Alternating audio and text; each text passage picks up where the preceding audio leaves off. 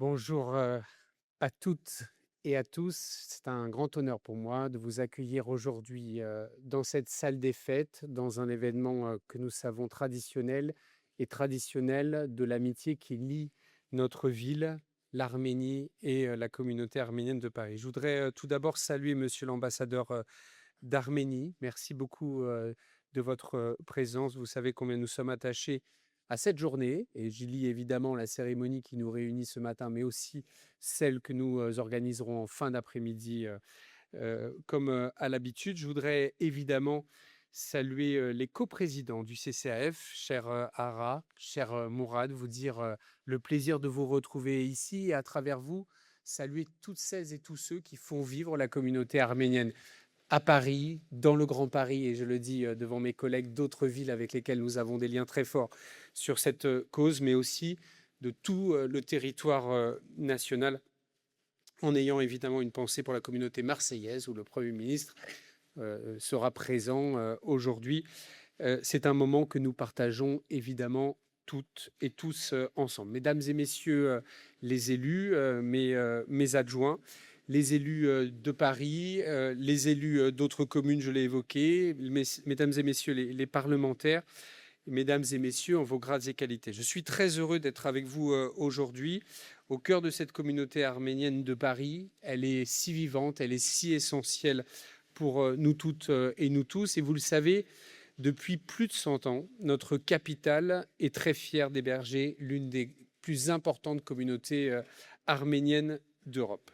Le lien entre l'Arménie et notre pays, la France, votre pays, la France, entre les Arméniennes et les Arméniens et Paris, existait bien avant 1915. Mais ces liens d'amitié sont devenus, vous le savez, des liens de fraternité, en particulier après la nuit du 24 au 25 avril 1915. Lorsque le ministre de l'Intérieur de l'époque donne l'ordre de rafler des centaines de personnes arméniennes à Constantinople, des médecins, des journalistes, des professeurs, des avocats, des ecclésiastes, des parlementaires, arrêtés, déportés et assassinés du seul fait qu'ils étaient arméniens. L'histoire retiendra, et surtout l'histoire a enfin reconnu de ce jour comme étant le premier de l'un des plus grands génocides de l'histoire de l'humanité et l'un des plus meurtriers du XXe siècle. Des milliers d'Arméniennes et d'Arméniens ont dû fuir les massacres. Une diaspora qui a trouvé refuge, notamment en France, et je le disais à l'instant, notamment dans le Grand Paris et à Paris. Ils n'ont pu emmener avec eux que peu de choses, si ce n'est l'essentiel. D'abord, la mémoire millénaire d'une culture immense, riche, mais aussi un désir de vivre et inlassablement une exigence de vérité. Cette exigence, elle nous oblige. Et c'est pour être à la hauteur de cette exigence que nous honorons aujourd'hui la mémoire de toutes les victimes du génocide des Arméniens, comme chaque année, en partenariat avec le CCAF, que je veux encore remercier, et en présence des représentants de l'État arménien. Je serai évidemment à 18h avec vous, au pied de la statue du père Komitas, ce personnage si symbolique de la culture, de l'engagement et de la mémoire arménienne, dans le cadre de la journée de commémoration nationale aux côtés du gouvernement français. Ce moment de partage, il est essentiel pour nos deux pays.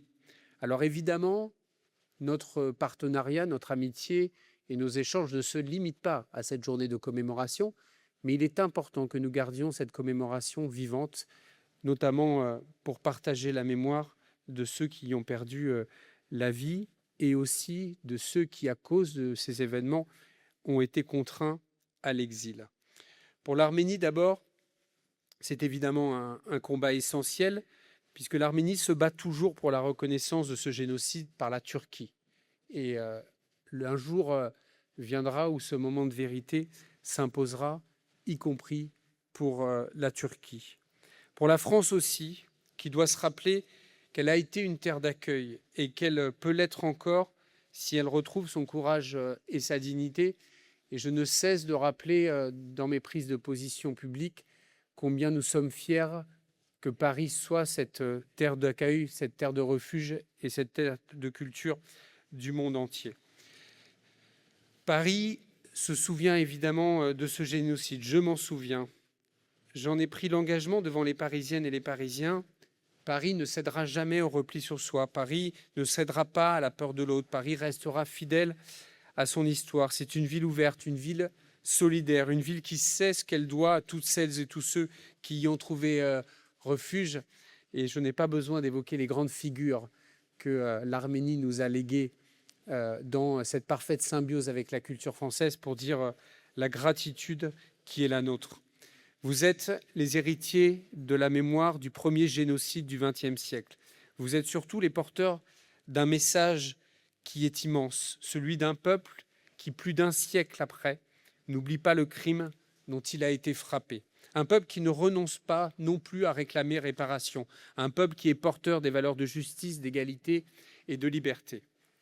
Mais commémorer, ce n'est pas seulement regarder le passé, c'est affirmer que ce peuple que l'on a voulu condamner à la disparition vit encore, vit pleinement, vit avec plénitude et bonheur la fierté de son double attachement à la France, à Paris, mais surtout aussi à l'Arménie, qu'il vit à travers le monde et sur la terre d'Arménie, dont il faut garantir l'existence et la sécurité.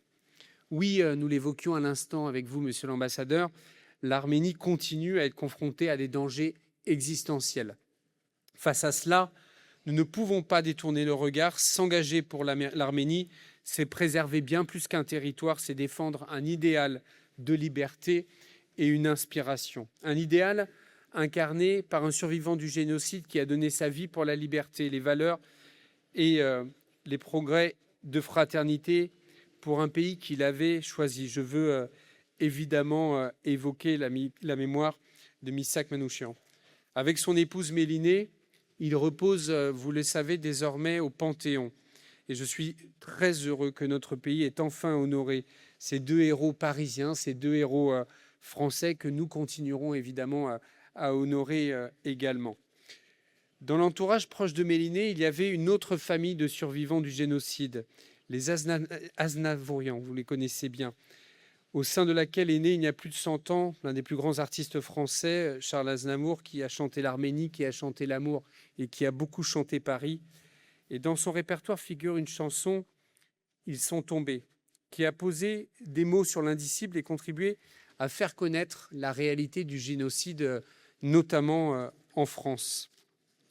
Héros national d'Arménie, une place honore sa mémoire à Erevan et un lieu porte désormais son nom à Paris, le jardin Charles Aznavour sur les Champs-Élysées qu'Anne Hidalgo a fait inaugurer, je le dis, devant Laurence Patrice, qui en avait la charge et qui continuera à le faire à mes côtés. Mais la mémoire n'a de sens que si elle permet véritablement d'éclairer l'avenir. Et cet avenir ne peut s'écrire que dans la paix. Depuis des décennies, notre ville a toujours été aux côtés de l'Arménie. Et je le dis avec clarté, elle le restera. Elle le restera évidemment sur le plan du soutien qu'elle entend apporter à la communauté arménienne du Grand Paris et de Paris, mais aussi à l'aide diplomatique, je le redis avec les mots qui sont les miens, modestement, parce que nous ne sommes que ville, mais parce que nous sommes Paris, nous apporterons évidemment tout notre poids pour protéger la liberté de l'Arménie. Et notamment, je veux redire ici notre engagement à vous soutenir pour obtenir la libération totale de l'ensemble des prisonniers qui restent encore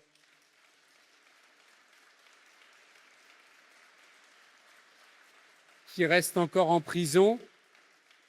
Et nous honorerons évidemment la promesse que nous avons faite d'afficher leur portrait dans l'espace public à Paris pour pouvoir exercer une pression diplomatique sur les autorités.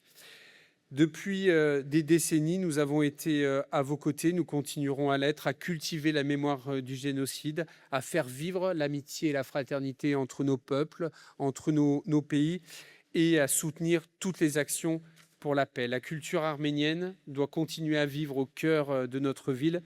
Et je veux vous le dire aujourd'hui, nous soutiendrons évidemment la création du projet de maison d'Arménie qui verra bien le jour très prochainement à Paris. Et dire que je souhaite que nous puissions le construire, non pas seulement nous, Paris, avec les représentants de la communauté arménienne, mais avec l'ensemble des collectivités territoriales qui souhaiteront s'y associer, puisque je pense qu'il y a vocation à ce que cette maison d'harmonie puisse avoir une résonance et une utilité partout en France où nous accueillons la communauté. Monsieur l'ambassadeur, je veux vous dire à vous et à travers vous, à l'ensemble de votre peuple et de votre gouvernement, l'amitié de Paris, le soutien indéfectible de Paris et la vigilance qui est la nôtre pour que l'Arménie puisse vivre en paix et durablement. Et vive Paris et vive l'amitié entre Paris et l'Arménie. Vive l'Arménie!